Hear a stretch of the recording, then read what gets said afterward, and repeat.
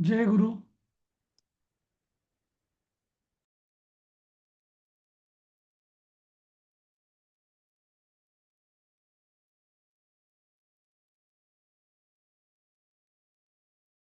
जय गुरु.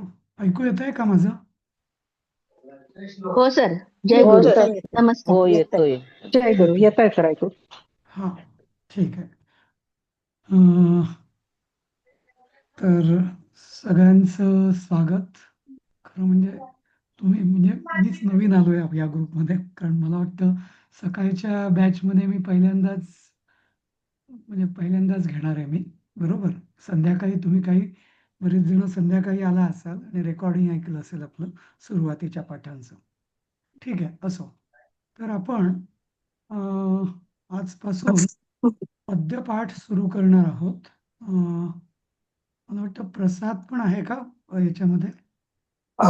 जय गुरु sir. हो मी आहे. हो, आपल्याला पद्यपाठ सुरू करायचे आहेत ना? हो हो. पद्यपाठ सगळेच राहिले म्हणजे सुक्तयः आणि हो, सुभाषितानी. बरोबर बरोबर. छान. तर ठीक आहे, तुमचा जस्ट एखादा 2 मिनिटं विचारतो तुम्हाला. आतापर्यंतचा प्रवास कसा झाला? पाठ 1 ते 10 गद्यपाठांचे शिकणाऱ्यांपैकी कोणी सांगू शकेल का? छान झाला सर, चांगला झाला. चांगला झाला ना? हो. आता बरंच म्हणजे म्हणजे असं नाही मी म्हणणार की आपण कधी शब्द ऐकले, म्हणजे हे शब्द ऐकलेच नव्हते. आपल्या कानावर या ना त्या स्वरूपात पडतच होते यातले बहुतेक शब्द. पण त्याचा नक्की अर्थ आता आपल्याला थोडाफार कळायला लागला असेल. बरोबर? हो हो नक्की. सर. सर या हो. क्लासचा सगळ्यात जास्त फायदा काय झालाय माहितीये का? मी हां, रोजच्या जीवनातली छोटी छोटी वाक्य संस्कृत मध्ये कशी बोलेन याचा विचार करते. म्हणजे अगदी. विचार संस्कृत मध्ये करतेय सध्या. हं. खूपच छान, खूपच छान. छान. हो सर, धन्यवाद सर तुमचे. तर चांगलं आहे. म्हणजे प्रत्येकाची प्रगती आणि इंटरेस्ट वेगवेगळा असेल, त्यानुसार त्याची प्रगती होईल. पण इथे आपल्याला कोणाची एकमेकांची तुलना नाही करायची आहे. पण प्रत्येकाला काही ना काही बराच फायदा होणार आहे, हे निश्चित आहे. याबद्दल आपण नक्कीच. खात्री बाळगूया. चालेल. तर आपण हा पद्यपाठ, आता गद्य आणि पद्य आपल्याला माहिती आहे, बरोबर? गद्य म्हणजे जे वाक्य असतात, ज्याला काही लय किंवा चाल नसते, सरळ एका सुरात जी म्हणायची असतात, त्याला आपण गद्य म्हणतो. आणि पद्यामध्ये आपण त्याला काहीतरी लय असते असं. हं. या पद्याचाच एक उपप्रकार आहे, पहिला भाग, तो म्हणजे सूक्ती. सूक्ती म्हणजे काय? ज्याला आपण मराठीमध्ये म्हणी म्हणतो. हं. लोकोक्ती, म्हणी असं आपण म्हणतो ना, त्या. तर सु तर लोकोक्ती आणि सूक्ती याच्यामध्ये फार जवळचं म्हणजे शब्द आहे. उक्ती हा मूळ शब्द. म्हणजे चांगली. हां, सु सु या अर्थाने सुउक्ती म्हणजे चांगली, सुउक्ती. हां, इथं सु हा दीर्घ आहे. हां, नंतर तसंच लोकोक्ती म्हणजे काय? लोक अधिक उक्ती म्हणजे लोकांच्या म्हणण्यात जी असते, बोलण्यात असते, तोंडात असते ती लोकोक्ती म्हण. सुउक्ती म्हणजे ज्या चांगल्या उक्ती असतात, की ज्या आपण काय म्हणजे लक्षात ठेवल्या तर आपल्याला फायदा होतो, म्हणून त्या सूक्ती. बरोबर. आणि सूक्ती, आता हा इकारांत शब्द झाला, बरोबर. तर याचं बहुवचन म्हणजे बऱ्याच आहेत या आपण आज बघणार आहोत. एकच असेल तर सूक्ती, बऱ्याच असतील तसं आपण काकडी, काकड्या, नाही का, मिरची, मिरच्या असं म्हणतो, नाही का, मराठीमध्ये बहुवचन करताना इकारांत शब्दांना. तर या कसं करायचं, एक तर तो नैसर्गिक भाग आहे की बहुवचनात असं य लावून होतं. पण तसंच त्याच्या मराठीतल्या ज्या मिरची, मिरच्या, काकडी, काकड्या हा जो प्रकार आहे, तर तो पाटी, पाट्या, तर तो या संस्कृतच्या सूक्ती, सूक्तयः वगैरे या म्हणजे य लागतो त्याला इकारांत शब्दाचं बहुवचन करताना. म्हणून इथं सूक्तयः हा शब्द आहे. मूळ शब्द आहे सूक्ती. कळलं? पण इथे आपण बऱ्याच सूक्ती बघणार आहोत, म्हणून इथे या पाठाचं नाव आहे सूक्तयः. कळलं? जय ठीक गुरु आहे. सर. तुम्ही सुरू करायच्या आधी मी आणि प्रसाद लॉग आउट झाला तर चालेल का? हो हो हो, अगदी काहीच हरकत नाही. मला वाटतं मीच ओके. हे केलेलं आहे, त्यामुळे होस्ट मीच आहे मला वाटतं. हो तरी हो. एकदा मी बघतो रेकॉर्डिंग माझं सुरू आहे का ते. हां. हो आहे, रेकॉर्डिंग सुरू आहे. सुरू आहे ना माझ्याकडून? हां, ठीक आहे. तेच ठीक आहे कधी-कधी सर, जय गुरु. जय गुरु. चालेल सर. जय गुरु. जय गुरु. हं. तर हां, पण आता एक मिनिट.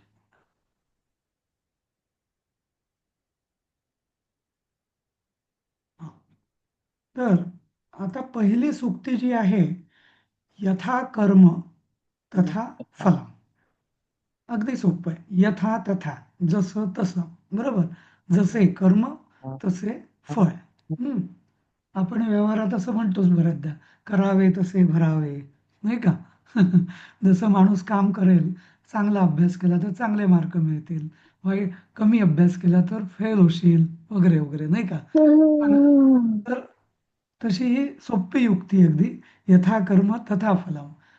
जसं आपण आता तुम्ही संस्कृत शिकतात, हे तुम्ही कर्म करतायत, तर त्याचं तुम्हाला फळ मिळेल. काय?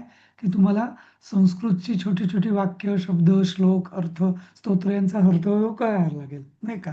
तर यथा कर्म तथा फलम, हे सगळं आपण आचरणात आणतोच, नाही का? ठीक आहे. दुसरी सूक्ती. आशा आशा दुःखस्य दुःखस्य कारणम् कारणम. सगळ्या आशा दुःखाचं कारण काय आहे? तर आशा. आशा दुःखस्य हा, कारणम्. जर आशाच नसेल तर मग दुःख व्हायचा प्रश्नच नाही, बरोबर. काही एक्सपेक्टेशनच नसेल आपल्याला, तर मग कोणाकडनं, तर मग तो कसाही वागला तरी मग फरक पडत नाही. पण आपण एखाद्याविषयी किंवा एखाद्याविषयी आपण खूप अपेक्षा ठेवतो आणि मग त्या अपेक्षा जर काही पूर्ण नाही झाल्या तर मग आपल्याला वाईट वाटतं, दुःख वाटतं. पण जर काही अपेक्षा निरपेक्ष भावाने जर काही केलं तर मग कोणी काही करो न करो, त्याची परतफेड करो, काही वाटत नाही आपल्याला, नाही का? ही पण एक सोपी म्हण आहे, आशा दुःखस्य कारणम. आता तुम्ही काय करायचं आहे माहिती आहे का? या ज्या म्हणी आहेत ना, जशा कल्पनाताई बोलल्या होत्या की त्या बोलायचा प्रयत्न करतात संस्कृत, छोट्या छोट्या विचार करायचा, तसंच तुम्ही आपल्या रोजच्या व्यवहारात या सूक्ती, जसं आपण मराठी, इंग्लिश, हां, जसं म्हणतो, हां, ॲज, बरोबर. तर त्या अशा संस्कृत म्हणी, संस्कृत उक्ती, सूक्ती बोलायचा प्रयत्न करायच्या एकमेकांशी संभाषणात.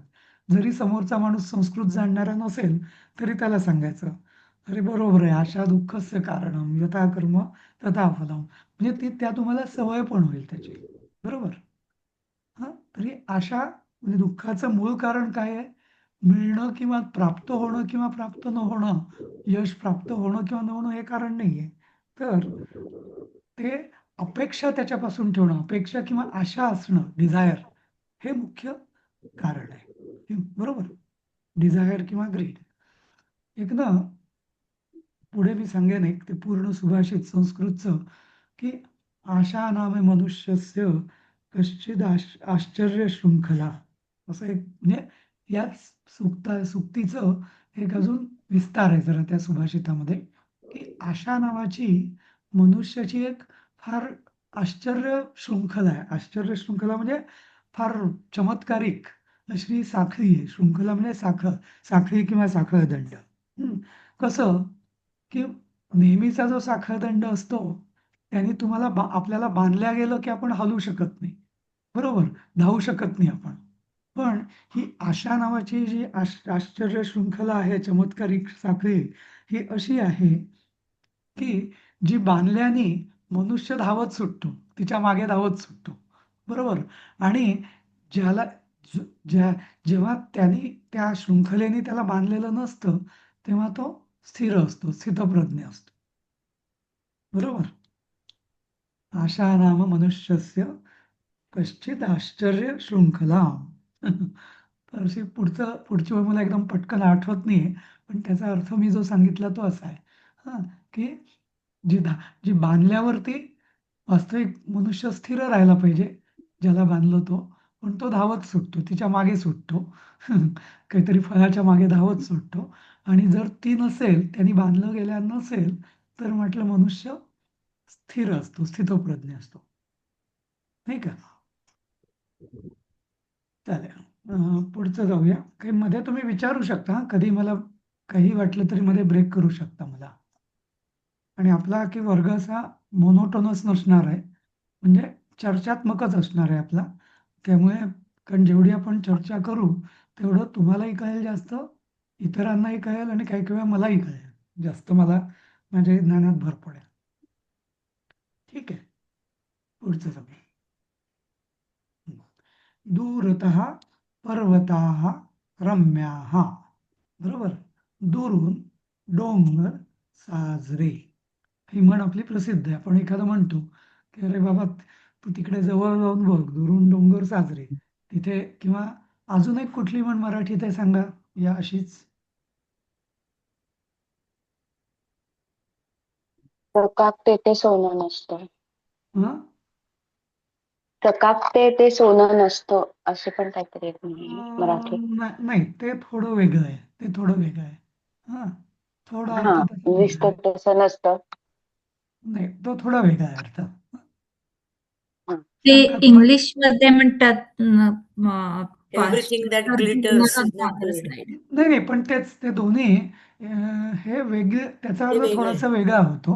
हा, या म्हणीचा एक्झॅक्ट असाच अर्थ एक आहे. ते इंग्लिश मध्ये मला माहिती आहे, pastures are greener on the other side म्हणतात. येस येस येस, तसंच. आणि दुसरं आपल्या मराठीत आहे, जावे त्याच्या वंशा, नाही का. तुम्ही हा, तिथं जाल, नाही का, जावे त्याच्या वंशात, तेव्हा आपल्याला कळतं. आपल्याला दुरून वाटतं अरे त्या घरात सगळं चांगलं चाललंय, नाही का. पण जेव्हा आपण तिथे पाहुणे म्हणून नाही तर प्रत्यक्ष राहायला लागतो, तेव्हा मग कळतं की सगळीकडे, नाही तर दुरून सगळे सारखेच गोड गोड छान छान वाटतं सगळं, नाही का. जसं या आपल्या टीव्ही सिरियल्स किंवा पिक्चरमध्ये दाखवलं असतं, नाही का, ते काय खरं जीवन नसतं, नाही का, असं. तसं हे दूरतः पर्वताः रम्याः. तर इथे एक लक्षात घ्या, पद्यामध्ये ना सुभाषितं जी येतील ना, त्याच्यामध्ये मी विसर्गाचा उच्चार असा नाही करणार, वेगळा करेल. पण हे गद्य आहे ना, म्हणून याचा उच्चार मी असा करतोय, दूरतः पर्वताः रम्याः. हे जर पद्य असतं ना तर मी असा केला असता, दूरतः पर्वताः रम्याः किंवा रम्याः असं. थोडासा गद्यामध्ये आणि पद्यामध्ये उच्चारामध्ये विसर्गाच्या फरक पडतो. ठीक आहे, पुढचं बघूया. गतस्य शोकः न कर्तव्यः. म्हणजे गतस्य जे गेलेलं आहे त्याचा शोक कर्तव्य म्हणजे करणे आहे, आणि न कर्तव्य म्हणजे करणे नाही. करणं व्यर्थ आहे, बरोबर. जे होऊन गेलं, जे झालं, त्याच्याबद्दल आता काय शोक करायचा. लेट अस मूव्ह ऑन असं आपण म्हणतो ना, तसा. तर म्हणजे हे गतस्य शोकः न कर्तव्यः.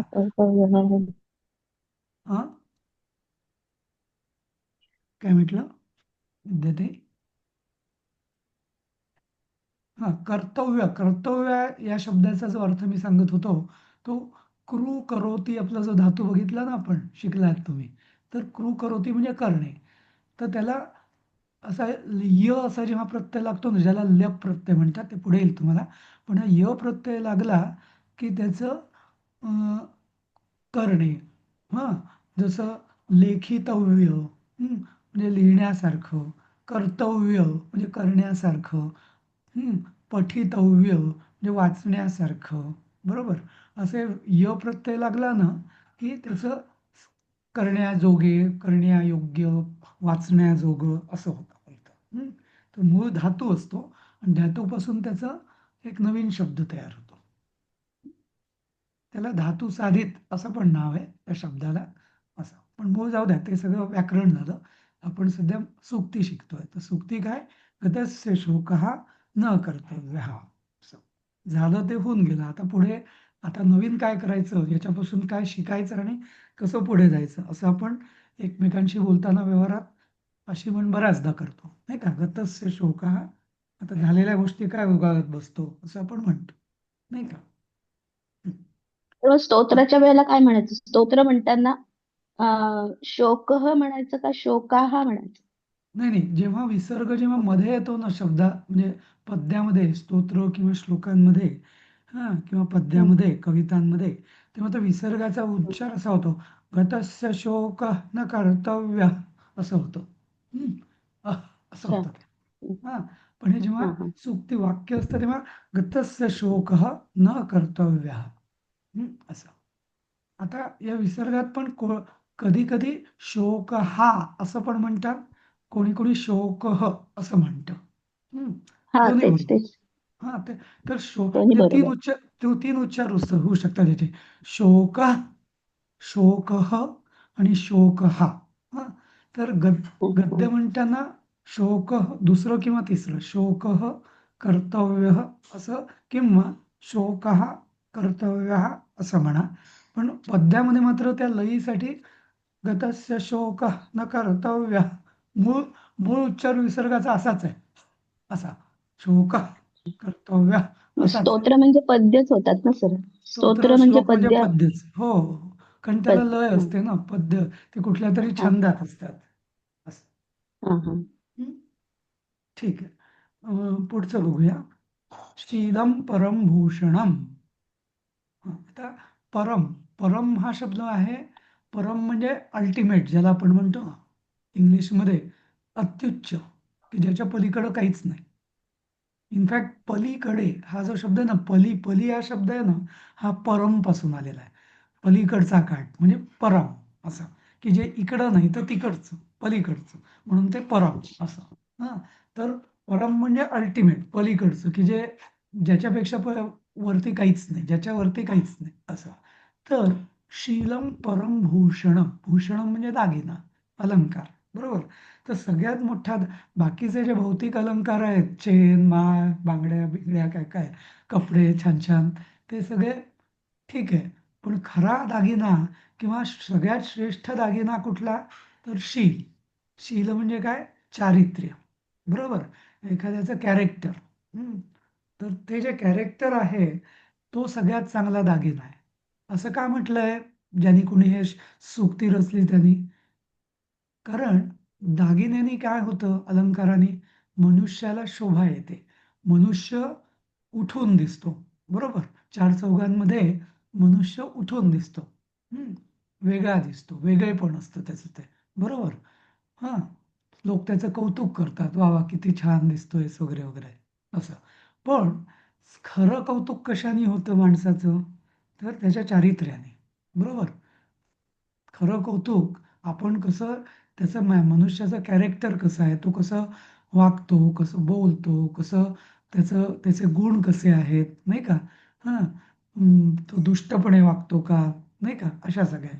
तर म्हणून शीलम परम म्हणजे सगळ्यात चांगलं दागिना जो आहे, सगळ्यात चांगला, सगळ्यात सर्वश्रेष्ठ, तो आहे त्याचं मनुष्याचं शील असं.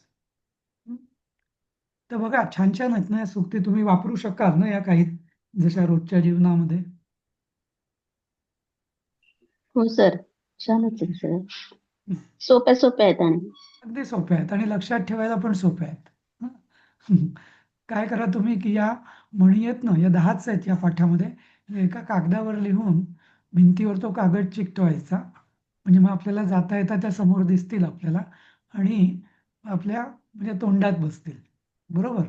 आणि मग म्हणजे योग्य वेळी योग्य ती म्हण आपण, सूक्ती आपण वापरू शकू असं. हं. पुढचं. कायः कस्य न वल्लभः. काया म्हणजे काय, काया, ज्याला आपण काया म्हणतो. काया म्हणजे आपला देह, आपलं शरीर. आणि 6वी राहिली सर, अतितृष्णाई. हो सॉरी, हां 6वी. हां बरोबर. हां अतितृष्णा विनाशाय. म्हणजे अतितृष्णा, तृष्णा म्हणजे काय, खरं तृष्णेचा अर्थ आहे तहान. पण या तहानेचंच आपण रूपांतर हाव, ग्रीड असंही करू शकतो. हां हवंसं खूप तीव्र असणं, की काहीतरी तीव्रपणे हवंसं वाटणं, त्याला म्हणतो आपण तृष्णा, नाही का.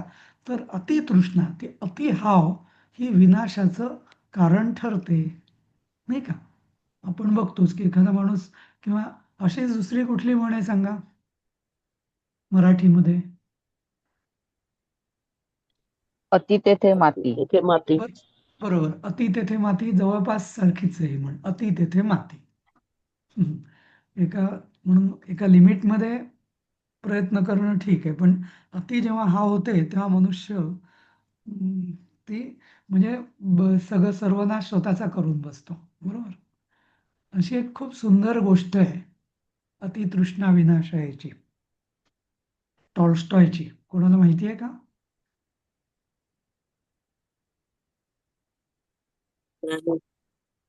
हं? त्या म्हणे त्या टॉल्स्टॉयची एक गोष्ट आहे, शॉर्ट स्टोरी.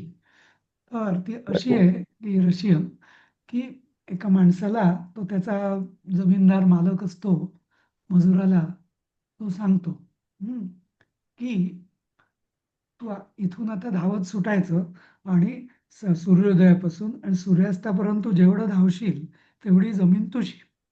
हं, बरोबर. आणि आठवलं. आठवलं ना?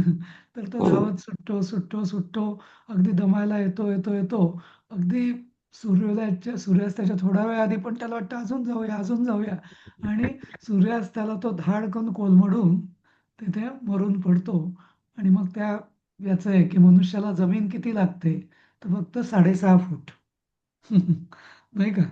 पण तो माणूस एवढा धावला, एवढा धावला, अति तेथे अति हाव, नाही का? आणि शेवटी सर्वनाश झाला त्याचा, असा, नाही का?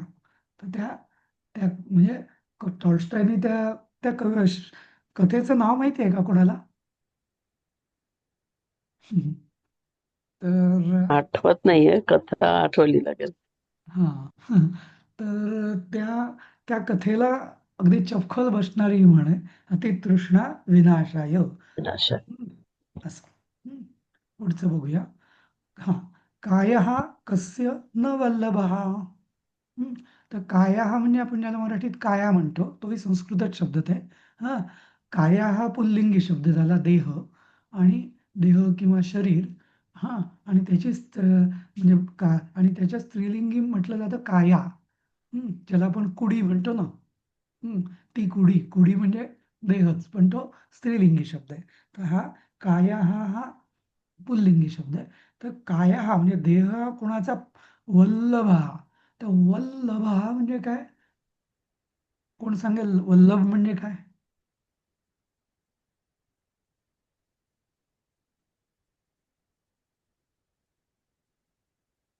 हं? तर वल्लभ हा शब्द म्हणजे माहितीये पण हा वेगळा जो वाटतोय. जो जो जो आप- जो प्रिय. जो आपल्याला खूप ला ला ज्याचा लाभ व्हावा अशी आपल्याला खूप तीव्र इच्छा असते. वल्लभ हा. लभ या धातूपासून आलेला आहे हा शब्द वल्लभ हा. तो वल्लभ म्हणजे तो अगदी प्राणप्रिय. हं. प्राणप्रिय. प्रिय. हां, हां. प्राणप्रिय अगदी खूप खूप आवडतं. हां. अगदी खूप खूप आवडण्याला म्हणतात वल्लभा. हं. तर म्हणूनच कृष्णाला वल्लभ म्हणतात ना. तसं. हां. तर तो प्राणप्रिय असं. गोपींचा वल्लभ असं, नाही का? तर वल्लभ म्हणजे सगळ्यात आवडणारं काय? तर देह आपला, नाही का? देहापेक्षा आपल्याला कोणालाच काहीच प्रिय नसतं, नाही का? बाकी वस्तू, घर, दार, जमीन, पैसा, अडका, दागिने, इव्हन नाती, मुलं वगैरे, बरोबर? त्या सगळ्यांपेक्षा सगळ्यात कुठल्याही मनुष्यालाच नव्हे तर सगळ्या जीवांना काय प्रिय असतं? तर जीव किंवा देह, नाही का? स्वतःचा देह हा सगळ्यात प्रिय असतो, नाही का? ती जी बिरबल आणि अकबराची गोष्ट आहे ना, ती माकडाची गोष्ट, माकडिणीची, तसं, नाही का? तर सगळ्यात जास्त प्रेम आपण आपल्या देहावर करतो. देहाच्या रक्षणासाठी आपण बाकी सगळ्याचा त्याग करू, नाही का? असं. ठीक आहे. कायः कस्य न वल्लभः, असं. हं. अशीच एक म्हण हिंदीमध्ये कुठली आहे? हं. जवळपास जवळपासच्या अर्थाची. "शीर सलामत तो पगडी 50." बरोबर?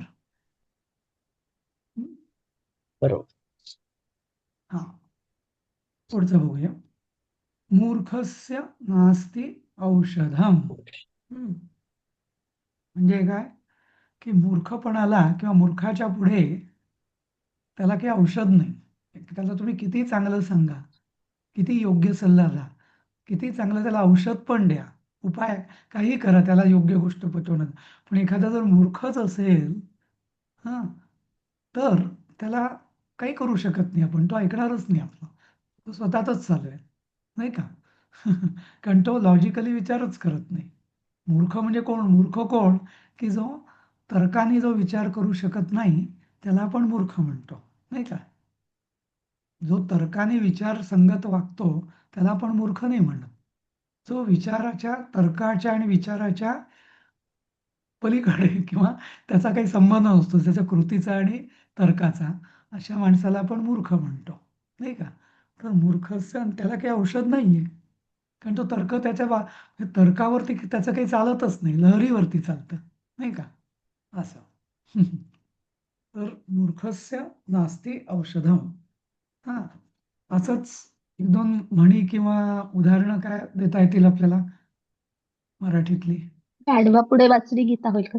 अगदी बरोबर. गाढवा पुढे गाढवा वाचली पुढे गीता. वाचली गीता. कालचा गोंधळ बरा होता किंवा पालथ्या गड्यावर हं. पाणी, नाही का? पाणी पालथ्या पालथ्या गडावर पाणी. तसंच हे मूर्खस्य नास्ति औषधम. बरोबर. पुढचं. बलीयसी केवलम ईश्वरेच्छा. याचं म्हणजे काय? ईश्वरेच्छा म्हणजे ईश्वराची इच्छा, देवाची इच्छा, परमेश्वराची इच्छा ही सगळ्यात बलवान असते. केवळ तीच इच्छा बलवान असते. आपलं काही चालत नाही, नाही का? शेवटी आपण कितीही प्रयत्न केला, तर प्रयत्नाचं फळ मिळतं. पण शेवटी कधी-कधी ते मिळत पण नाही, नाही का?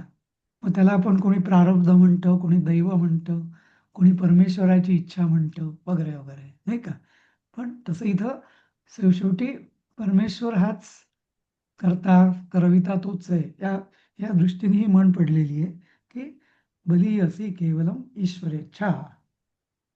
किंवा असंच दुसरं आपण म्हणतो ईश्वरेच्छा बलीयसी असं. हं, असं की जेव्हा आपण तेव्हा हात टेकतो सगळे तेव्हा ईश्वरेच्छा बलीयसी. जेव्हा एखादा निसर्गाचा प्रकोप होतो तेव्हा आपण तसंच म्हणतो ना, की ईश्वरेच्छा बलीयसी. बरोबर. हे रिपीट झालंय का? ईश्वरेच्छा बलीयसी रिपीट झालंय. हां, ठीक आहे. 10वी. जननी जन्मभूमिश्च स्वर्गादपि गरीयसी. हे मी असं जरा चालीत म्हटलं कारण ही फक्त सूक्ती नाही आहे ही, तर एका सुभाषिताची पण हे ओळ आहे म्हणून मी चालीमध्ये म्हटली. जननी जन्मभूमिश्च स्वर्गादपि गरीयसी. स्वर्गात अपि म्हणजे स्वर्गाहून सुद्धा किंवा स्वर्गापेक्षा अपि म्हणजे सुद्धा, स्वर्गापेक्षा सुद्धा गरीयसी. गरीयसी म्हणजे श्रेष्ठ. आता गरीयसी हा शब्द गुरु माहिती आहे आपल्याला. गुरु म्हणजे मोठा, श्रेष्ठ, नाही का? तर गरीयसी म्हणजे श्रेष्ठ आहे, हे त्याचं क्रियापद झालं.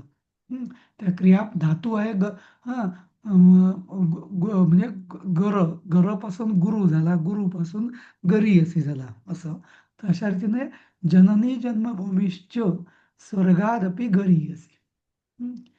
तर या सगळ्या जननी कोण कोण? एक जननी म्हणजे आपल्याला जन्म देणारी ती जननी. जन्मभूमी, ज्या भूमीमध्ये आपण जन्म घेतला ती जन्मभूमी. या दोन्ही स्वर्गापेक्षाही श्रेष्ठ आहेत असं. अगदी स्वर्गसुख पण जे नाही तेवढं सुख आपल्याला आईच्या मांडीवर किंवा जन्मभूमीत मिळतं, की जी खरी आपली असते, नाही का? असं. बरोबर. कारण बाकी सगळे आपल्याला वाटलं तर म्हणजे त्याग करू शकतात. बाकी सगळे लोक आपला त्याग करू शकतात. पण आई कधी आपला त्याग करेल का? किती मनुष्य अगदी खुनी जरी असला, दुष्ट, खुनी, तरी शेवटी त्याला आई आश्रय देणारच, नाही का? तसंच मातृभूमी किंवा जन्मभूमीचं पण आहे.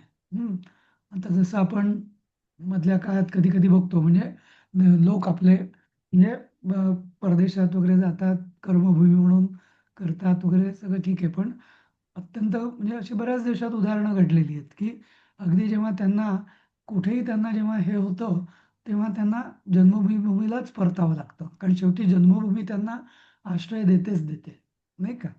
ती कधी त्यांना नाही म्हणत नाही. त्यामुळे लॉ ऑफ द लँड पण असा असतो, की जन्म ज्याचा जिथं झालेला आहे, आता काही-काही देश त्याला अपवाद आहेत, पण बहुतेक सगळ्या देशांमध्ये जन्मभूमी तो तो बर्थराईट असतो, नाही का? तिथं कोणी तुम्हाला ते तुमचं स्थान, तो देश तुम्हाला कधी तुमचा अधिकार नाकारू शकत नाही. बाकी देश तुम्हाला परत हाकलू शकतात, नाही का? पण जन्मभूमी आहे ती तुमची कधी तुम्हाला हाकलू शकत नाही. तर इव्हन व्यवहारात सुद्धा ही म्हण लागू पडते त्या दृष्टीने, नाही का? असं. ठीक आहे. आपण आता याचं एक पटकन आपण एक छोटी चाचणी घेऊया. दुःखस्य कारणं किम? कोण सांगेल? आशा दुःखस्य कारण. बरोबर. न बघता सांगा हा, PDF न बघता सांगा. हो हा. हो. आशा दुःखस्य कारणं. बरोबर. कारण. कस्य शोकः न कर्तव्या? बाकीच्यांनी पण सांगा हा, सगळ्यांनी. गतस्य शोकः न कर्तव्यः. बरोबर. गतस्य शोकः न कर्तव्या. गेलेल्या गोष्टीचा शोक करणे नाही, तो व्यर्थ आहे असं. परम भूषणम किम? शीलम परमभूषणम. शीलं परमभूषणम्. बरोबर. शील हा किंवा चारित्र्य हा सगळ्यात मोठा दागिना आहे. शील किंवा दागिना. सर्वस्य कहा वल्लभः भवति? कायः कायः वल्लभः बरोबर. भवति. सर्वस्य वल्लभः कायः भवति. सर्वस्य वल्लभः भवति. वल्लभः भवति. बरोबर. कस्य औषधं नास्ति? मूर्खस्य औषधं मूर्खस्य नास्ति. औषधं नास्ति. मूर्खस्य औषधं नास्ति. औषधं नास्ति. नास्ति. मूर्खाला काही औषध नाही, मूर्खाचं काही औषध नाहीये. वैद्य किंवा सगळे औषधं देतील. वेड्यापणाला पण औषध आहे, पण मूर्खाला औषध नाहीये. कस्य इच्छा बलीयसी? ईश्वरेच्छा बलीयसी. ईश्वरेच्छा बलीयसी. बरोबर. स्वर्गादपि का गरीयसी? जननी जन्मभूमिश्च जन्मभूमिश्च स्वर्गादपि गरीयसी. स्वर्गादपि गरीयसी. जननी जन्मभूमिश्च स्वर्गादपि स्वर्गादपि गरीयसी. गरीयसी. बरोबर. छान. तर अशा रीतीने आपण ह्या छोट्या छोट्या सूक्ती ऐकल्या, ऐकल्या, अभ्यास म्हणजे वाचल्या, पाठ केल्या, अभ्यास केला.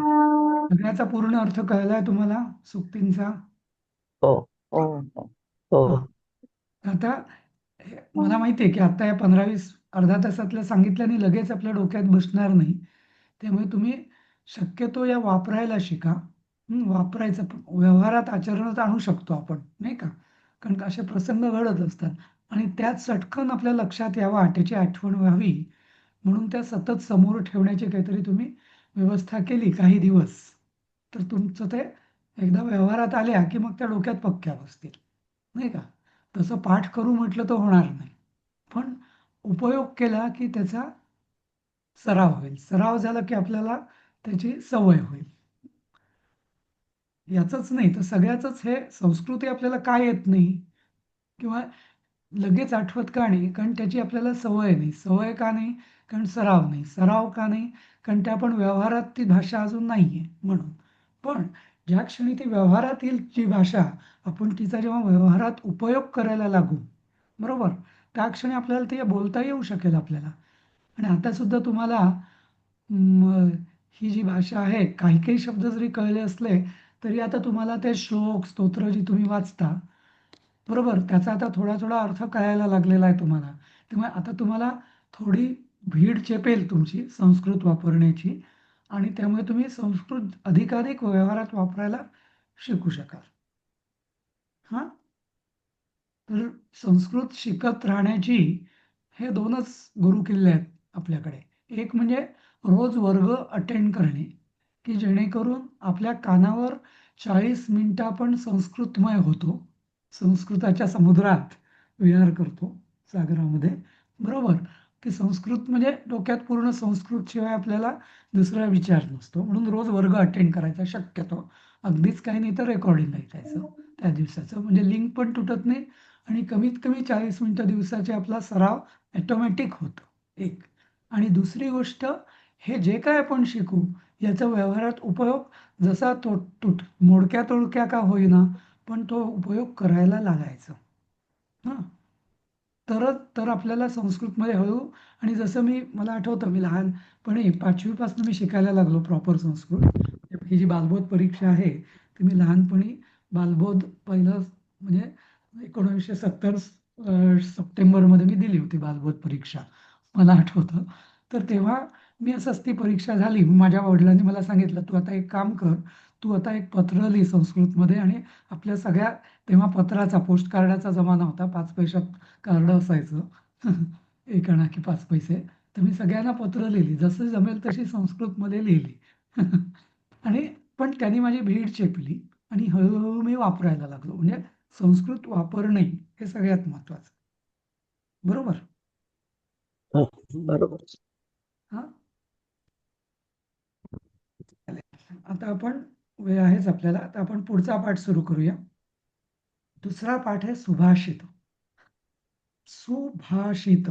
आता भाषा, संस्कृत ही भाषा आहे आणि या भाषेचं म्हणजे अत्यंत चांगलं रूप जे का असेल तर ते आहे सुभाषित. भाषित म्हणजे भाषिलेले किंवा बोललेले किंवा व्यक्त केलेले. भाषा ही विचार व्यक्त करण्याचं माध्यम आहे भाषा. आणि भाषित म्हणजे काय? व्यक्त केलेलं. हं. आणि सुभाषित म्हणजे काय? की जे अत्यंत चांगल्या प्रकारे व्यक्त केलेलं असतं त्याला म्हणतात सुभाषित. आता चांगल्या प्रकारे म्हणजे काय? तर दोन्ही. एक त्यातले विचार जे असतात त्याचं म्हणजे विचारधन जे असतं ते पण फार मौल्यवान असतं, अमूल्य असतं. त्यातला विचार एक आणि दुसरं त्याला एक लय असते. त्या लयीने म्हणण्यात आपल्याला आनंद असतो. त्यामुळे ती लय किंवा ते म्हणणं सुद्धा जणू जसं एखादं सरळ वाक्य ते जरा नीरस होतं. पण एखादं लयीत म्हटलेलं ओळ जर असेल काव्याची तर ती अलंकारिक म्हणजे काव्यात्मक होते. हां, त्यात भाषेचं सौंदर्य दुसरं सौंदर्य असतं अलंकार, उपमा, उत्प्रेक्षा वगैरे, वगैरे, रूपक वगैरे, वगैरे. तर ते अलंकार पण असतात त्याच्यात. तर अशा रीतीने ह्या भाषित म्हणजे जे विचार व्यक्त करणे म्हणजे अत्यंत चांगल्या पद्धतीने जे विचार व्यक्त केलेले असतात त्याला म्हणतात सुभाषित. बरोबर? सुभाषितम आणि सुभाषितानी म्हणजे त्याचं अनेकवचन, बहुवचन. सुभाषितानी. कळलं? सुभाषितानी म्हणजे ते कसं मी तुला एका मॅट हवी आहे ग? मॅट हवी आहे? काय? ठीक आहे. तर म्हणजे जे आपण शब्द आपल्याला याच्यात येतील हां, हे शिकताना त्या सगळ्या शब्दांचा आपण अर्थ समजून घेऊन जातो पुढे. कारण नाहीतर आपली अवस्था म्हणजे या वर्गाचा उद्देशच मूळ तो आहे, की जे आपण संस्कृत आपल्याला येतं, स्तोत्र, श्लोक, पाठ, सहस्रनाम काय जे काय तुम्ही हे करत असाल आणि ते सगळं आपल्याला समजून उमजून करता आलं पाहिजे. बरोबर? नाहीतर मग म्हणजे गाढवा पुढे वाचली गीता तशी आपली अवस्था व्हायला नको, नाही का? असं म्हटलं जातं, की श्लोक, स्तोत्र, मंत्र, संस्कृतची जी कुठली उपासना जी आहे, ती तिचा अर्थज्ञान झाल्याशिवाय तिचं खरं फळ प्राप्त होत नाही, असं अध्यात्मात, धर्मशास्त्रात पण म्हटलेलं आहे. बरोबर? तर त्या म्हणजे उपासनेचं खरं फळ आपल्याला प्राप्त व्हायला कधी होणार? जर त्याचा आपल्याला अर्थ योग्य प्रकारे कळेल तर. आणि म्हणून आपण हे संस्कृत म्हणजे हा एक मोठा उद्देश आहे आपल्या उपक्रमाचा. तर म्हणून अगदी सुभाषित. आता सुभाषित म्हणजे काय? कोणी विचारलं तर आपल्याला त्याचा अर्थ सांगता आला पाहिजे. म्हणून मी हे सांगितलं तुम्हाला. बरोबर? प्रत्येक बरोबर. शब्दात उच्चार आणि अर्थ. होय. उच्चार आणि अर्थ दोन्ही पण त्याच्यासाठीच मला पण तेवढ्यासाठीच जास्त हे बरोबर. केलेलं आहे. उच्चार आणि संस्कृतचे अर्थ. उच्चार व्हायला पाहिजे व्यवस्थित. उच्चाराचा संबंध ध्वनिशास्त्राशी आहे, की ज्या हां. ध्वनी लहरी उत्पन्न होतात, त्या ध्वनी लहरी, मंत्रशास्त्र वगैरे आणि ध्वनी लहरींचा संबंध मंत्रशास्त्राशी आहे. तर त्या योग्य त्या ध्वनी लहरी उत्पन्न व्हाव्यात, तेव्हा योग्य उच्चार असावेत. आणि दुसरं आपली जी भावना आहे म्हणताना, बरोबर? ती योग्य प्रकारे मनात उत्पन्न व्हावी ते स्तोत्र म्हणताना. जसं एखाद्या श्लोकामध्ये भक्तिरस असतो, एखाद्या स्तोत्रामध्ये आपण आर्तपणे आळवणी करत असतो देवाची, एखाद्यामध्ये आपण स्तोत्राचं शृंगारिक वर्णन किंवा सौंदर्य वर्णन करत असतो तर भाव वेगवेगळे असतात.